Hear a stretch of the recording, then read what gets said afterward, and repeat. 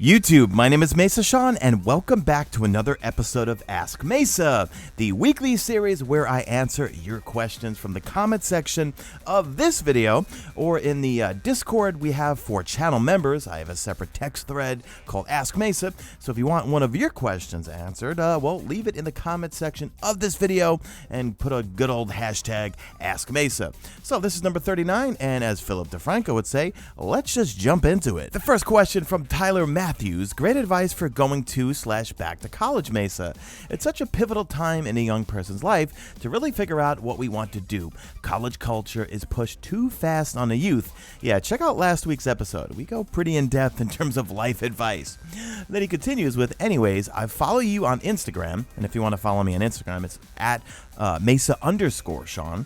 And I've seen your workout pictures. What are some of your favorite routines, and do you use any pre-workout or post-workout stuff, I'm assuming? If so, what do you recommend? Hashtag Ask Mesa. I'm going to recommend know your body type. Like for myself, right, if I just work out and lift weights only, I just turn into a big beefcake and I become like a steak neck. And so I don't. I do a lot of martial arts. I do Muay Thai, and I do a lot more Muay Thai than I do lifting weights, because when you do martial arts, and in particular Muay Thai, you get what's called a fighter's body. You slim down a lot, and ever since I started doing Muay Thai, all my pant sizes, my shirt sizes, they all went down, and I don't know, I just look better, I think, than being a big beefcake. But Muay Thai is like it's like kickboxing, but deadlier, because you have elbows, you've got knees, and you've got punches and back fists and all sorts of stuff. But the workout routines, from doing bag work to sparring to whatever, is just tremendous, and like it really works out your core. You got to do crazy amounts of sit-ups, and I do a lot of twisty sit-ups, and I do a ton of stretching, and then I cook myself in a sauna, and I go I'd say about 5 times a week. So the key is, I'd say, know your body type, and figure out what works best for you. Do you like to do cardio? Do you like to lift weights? Do you want to get big? Do you want to lose some pounds? And when I mean big beefcake, I mean myself personally. If I lift too many weights and not do any cardio, man, I just get huge, and that's just my body type. I just can build muscle really fast, and I don't know, I don't fit into clothes, and I just don't feel good. I also would recommend the sauna. If you have a gym that you can go to that has a sauna, go cook yourself after a workout in the sauna. I guarantee you will feel amazing afterwards, and it's good for like sweating out toxins and water weight or anything like that. And as for pre-workout and post-workout, nothing pre-workout. I might have like a can of Diet Coke or something like that. I know Diet Coke's not good for you, but I just love the taste of it, and I don't really drink coffee that much. For post-workout, I will have one of those Atkins protein shakes, because there's very minimal carbs and just the amount of protein, because you don't want to have too much protein. I'm not on that tip where you believe where most of these bodybuilding channels are like, you need all this protein, and no, your body can only digest a certain amount of protein, and you don't want to blow your kidneys out. So I think for me, I get like 13 or 16 grams of protein post-workout, and that's just fine for me. Next question is from Crushed You Last Time, a channel member. This is from our Discord. Where's one place that you've always wanted to visit but haven't yet, and why have you never given up on Destiny? As for a place to visit, I'm gonna say either Sicily or Malta, just because I'm part Sicilian and part Maltese, but I would say Hawaii also.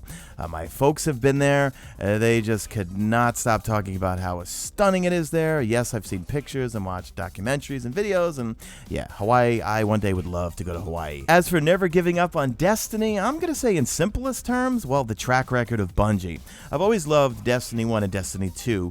Just in terms of the first-person shooting, I feel like out of all the shooters I've played, I feel like it just fits me the best. I mean, and I've played a lot and loved a lot. Don't get me wrong, guys. I'm a closet Call of Duty fan. Trust me. I love playing Call of Duty Blackout when I'm not playing Destiny 2.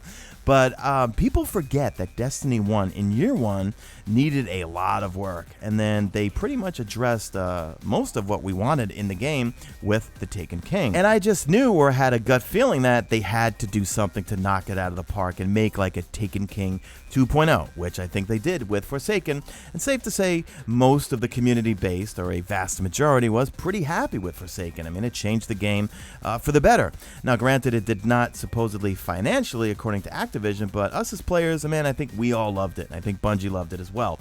The annual pass I thought was good, but the first 2 sections, like Black Armory and Season of the Drifter, they were okay if you like those certain activities, but Season of Opulence, I think, has been a blast. So I feel like now that they have the game fully under their control and can do whatever they want, and they're moving in the MMORPG arena, well, I think we're going to be in store for not only a really good year 3, but I think the rest of the franchise, I think we're going to be in good shape. Yeah, I'm really looking forward to the rest of whatever Bungie has planned for year 3.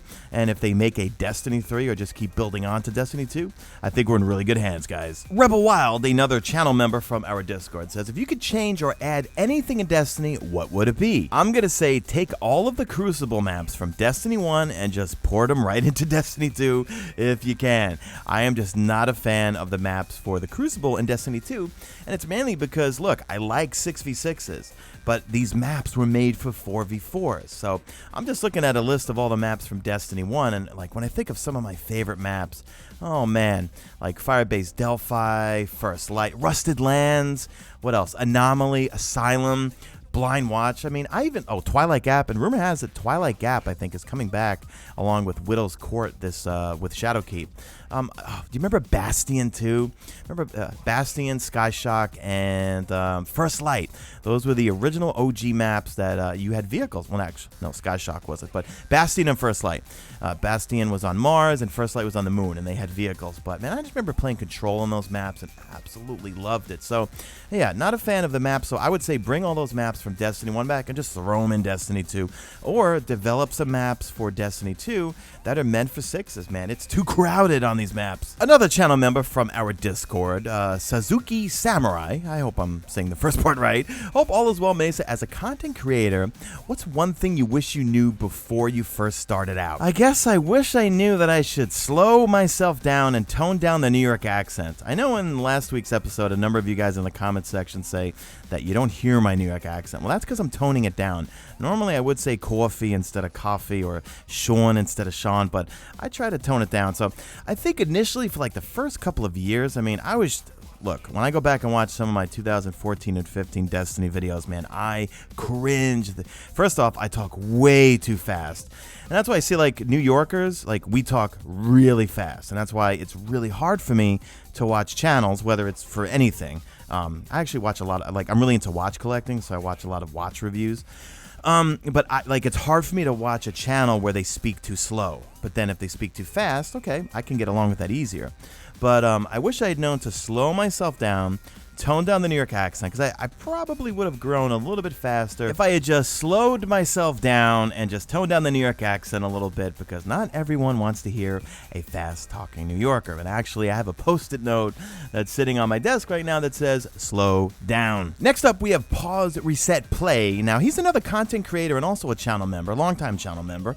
And go check out his channel. Just a YouTube search, Pause, Reset, Play. He does a lot of carries. He has gotten a number of people their Outbreak perfected, and also Whisper of the Worms, and really good resource, good guy.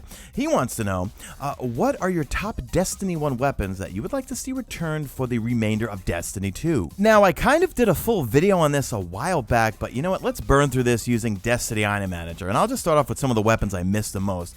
I miss this thing right here, my Wounded from Future War Cult. This thing I literally could never put down because it was a scout rifle, and scout rifles need to be buffed again. But this one was full auto, it had Outlaw, and it had Firefly, and the nice clean MD reflex sight. Love that thing. I would love to see Necro Cheese come back. This thing was so much fun. Vision of Confluence was another fave. Let's see, Vex Terrificlass. Genesis Chain, man. When it was Solar Burn for the week, I would never take this thing off. You had Focus Firefly. Yeah, that was a great, great gun. The Supercell. I love this thing. And I loved it for PvP. I think I was the only person using it in PvP. But yeah, I would just hose people down with that thing. For some reason, I was able to get the recoil down with that thing. Some other weapons. Of course, I want Hawk Moon to come back. I really want Hawk Moon to come back. I know we're kind of tired of hand cannons or exotic hand cannons coming back, but I feel like Hawk Moon needs to come back. What else we got here? We know that Monte Carlo, that's coming back. That's in the Shadowkeep trailers. I had a God Roll Lord High Fixer with Rangefinder, Luck in the Chamber. Bring back Luck in the Chamber and Firefly. Why don't we have those perks anymore? I miss my good old DIS 43 with max stability. Everyone was tired of me going over this every week during Arms Day. And also I had a max stability DIS 47. What else do I miss? I miss Fatebringer, of course. Looking at my vault. Actually miss some of like the Doctrine of Spend. Where is my Doctrine? It's somewhere in here. But I miss things like Atheon's Epilogue, Adept. That one. Let's see. What did it have? Persistence and Glass Half Full. Yeah, this thing was just a bullet hose. I miss that thing. What else? I miss yeah, remember Boolean Gemini? This was a fun gun, especially if you would set it to, yeah, you would get bonus armor when you would get non-precision kills, so it actually benefited you if you had bad aim like myself. What else did I miss? Stranger's Rifle. Well, I was not a fan of that. Oh, the Fang of Ryut. Yeah, that was a fun one too. Arc Burn. You had Spray and Play. Third Eye. Yeah, that was a fun gun. Anything else here? Looking through. Touch of Malice. Not really. Oh, my Vanquisher. Yeah, that was my... I remember I wanted that gun for the longest. Let's scroll down here. Anything else?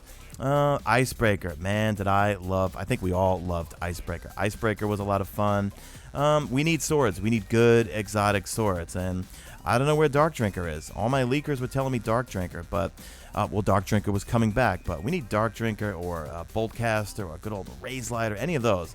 Now, I'd be a walking cliche if I said Yellowhorn, but I'm not going to say it, because if Gallowhorn came back, you know, that would be just a crutch that I think none of us would take off. Greg's Promise. Yeah, Greg's Promise was a lot of fun, how it just would auto-aim or basically lock onto people, and you would just hip-fire people with that thing in the Crucible and kill them. And Invective was a fun one. Remember when that thing was really annoying in the Crucible early on? So, yeah, I mean, like, those are my favorite weapons from Destiny 1. But at the same time, yes, I want to see new exotics. I want to see new, better legendary weapons. But, it's just fun going down memory lane. And the good old Matador 64. Was that my best one right there? I had rangefinder, full auto, aggressive ballistics, small bore. Could have sworn I had a better one. Oh, I remember this thing too. Yeah, Found Verdict. All right, I could be here forever. But safe to say, I liked a lot more of the weapons in Destiny 1 than maybe Destiny 2. Well, no, actually, I take that back. I like a lot of the guns in Destiny 2, but there are a bunch I would like to see come back. And yes, for you PvP, you know what? I would like to see No Land Beyond come back just to watch montages, okay? Okay, moving on. We have Staratus, another channel member, and she says, how tall are you? Where is a good steakhouse in New York? And what video card do you use? Well, I'm 5'11". In terms of a steakhouse, I'm going to say Peter Luger's. Or, I mean, there's Morton's, too. Morton's another really good one. Peter Luger's, I would say, is the ultimate one. And there's a couple of locations. There's one in Brooklyn and Williamsburg. There's one in Great Neck, Long Island. But it's one of those places, I don't believe they take credit card. You got to go there with cash. And it's one of those, let's just say it's run by my fellow paisans, okay? But amazing food, like amazing appetizers, amazing everything. And in terms of video card, I'm assuming you mean capture card. I am sponsored by Elgato Gaming. I do have a link to their products in the description, but I don't think you get a discount. I think you help me out. I don't get any money from that or anything like that, but if you want to get a capture card, Elgato is pretty much the gold standard. I use an HD60, but I also have an HD60S. The HD60 pretty much works fine for me, but the 60S just has a few more features and will allow you to actually like record face cam overlays and things like that right to your hard drive. But right now, just using the Elgato HD60. Okay, Calhoun Morris says, I need help with my depression. All right, let's get a little controversial here. I have multiple takes on this whole thing because look, all of us have been depressed at some point. So that's a determination of, well, is it a medical thing? Is it something in our biology? Or is it just that we're maybe going through some rough times? I mean, I've been depressed in my time. I've had family members, friends, we've all been there. First thing I'm going to recommend is don't be so quick to rush to a doctor to get put on medication, okay? I feel like, this is just my opinion, I feel like we live in a medicated society where everything is, okay, you're anxious, here's your pill. You can't sleep, here's another pill. You're depressed, here's another pill. You're stressed out, here's another pill. First off, maybe go talk to a family member. Explain what's going on. Maybe it's something that's just in your life, that's something that's in your control that you can change. Because look, when things are going bad, we're depressed. When things are going good, we're not depressed. Next thing I'll say is exercise. I mean, Joe Rogan constantly talks about it. He's like, are you feeling down? Are you feeling whatever? Go pick up some weights. Go pick up a kettlebell. Go for a walk. Go run somewhere.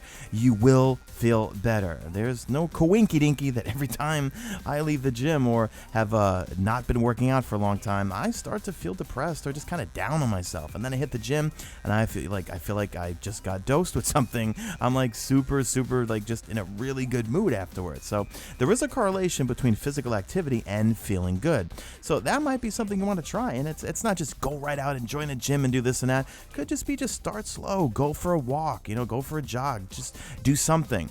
Then, if none of those things, go talk to someone first. Sometimes we just need someone to talk to, and if you don't have someone to talk to, there's a lot of resources. There's like therapists and things and psychologists, stuff that people or clinicians that you can talk to, and they're not necessarily going to rush to put you on something. That's going to do it for this episode, guys, and I love doing these every week, so keep the questions coming. If you want one of your questions possibly answered in next week's, well, leave it in the comment section of this video, and leave a hashtag Ask Mesa next to it. If you're a channel member, leave it in our text channel that's called Ask Mesa.